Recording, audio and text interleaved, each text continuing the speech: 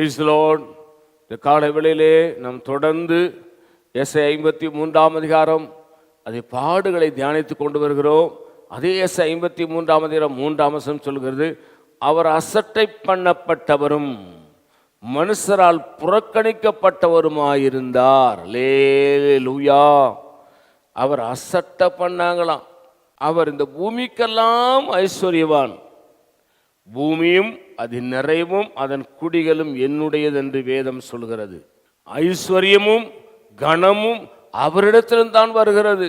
அவர்தான் இந்த உலகம் முழுவதற்கும் சொந்தக்காரர். அவரை குறித்து வேதம் சொல்கிறது, அவரை அசட்டை பண்ணினார்களாம், தேவனுடைய குமாரன் என்றும் பாராமல்.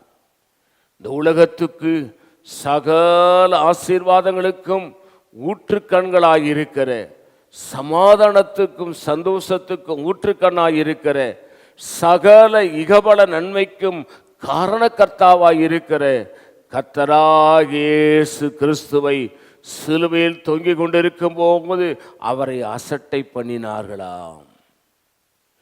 மனுஷரால் புறக்கணிக்கப்பட்டார்களாம். போறவங்க வரவங்க எல்லாம் சிலுவையில் தொங்கிக் கொண்டிருக்கிற இயேசுவை பார்த்து சொல்லுகிறார்கள், நீ தேவனுடைய குமாரனையானால் சிலுவை விட்டு கீழே இறங்கி வாரும். கள்ளன் சொல்றான், நீ தேவனுடைய குமாரனானா உன்னையும் காப்பாத்துக்கு என்னை எங்களையும் காப்பாத்து என்று சொல்லுகிறான். பரியாசம் பண்ணுகிறார்கள், உன்னைத்தானே நீ ரட்சித்துக்கொள் என்று சொல்கிறார்கள்.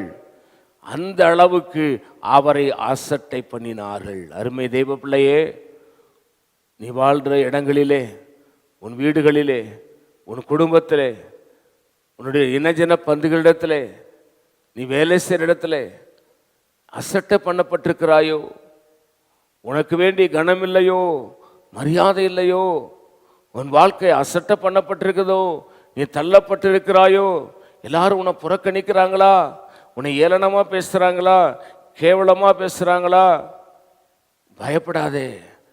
2000 ஆண்டுகளுக்கு முன்பு இயேசு கிறிஸ்து உனக்காய் அசட்டை பண்ணப்பட்டார், புறக்கணிக்கப்பட்டார்.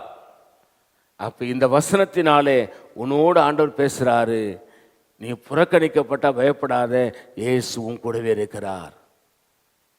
நீ அசட்டை பண்ணப்பட்டா பயப்படாத, இயேசு உன் கூடவே இருக்கிற காரணம், இயேசு சிலுவையிலே வெற்றி சிறந்தவராய் காணப்பட்டதை போல அசட்டை பண்ணுகிறார்களே, உன்னை புறக்கணிக்கிறார்களே, அவர்கள் நடுவிலே உன் தலையை உயர பண்ணுவார்.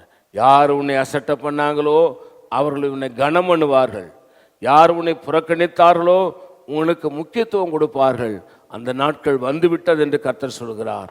நான் உங்களுக்கு ஜெபிக்கிறேன். பரிசுத்த பிதாவே, நீர் என்னோடு எங்களோடு பேசின நல்ல வார்த்தைகளுக்காக ஸ்தோத்திரம். இந்த வார்த்தையினுடைய ஆசீர்வதியும் இயேசுவின் நாமத்தில் வேண்டிக் கொள்கிறோம் பிதாவே, ஆமேன். God bless you. கர்த்தர் உங்களை ஆசீர்வதிப்பாராக.